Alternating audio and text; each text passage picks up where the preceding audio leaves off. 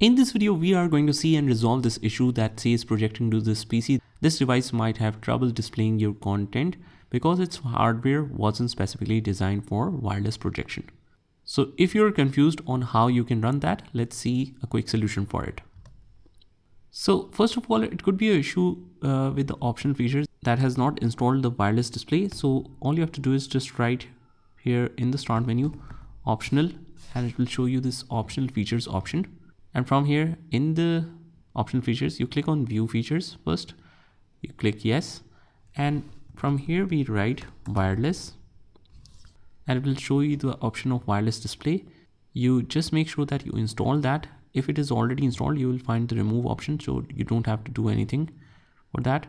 That means it's already installed.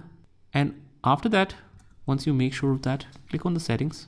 And once that is done, you click on the system tab, whether you are using Windows 10 or Windows 11, and you will find different icons of projecting to this PC, or you will find it here at the bottom, projecting to this PC. And you click on the launch wireless display from here. And if you want to automate it and even save more time, ask to project to this PC every time a connection is requested. So you just make it first time only, and the PC should be kept to discovered when the source is plugged in. And after that we hit launch wireless display, and this is now ready for the projection without any error. So that's about it. I hope you found this video helpful, and if you did, hit the like button and subscribe to our channel, and I will see you in the next one.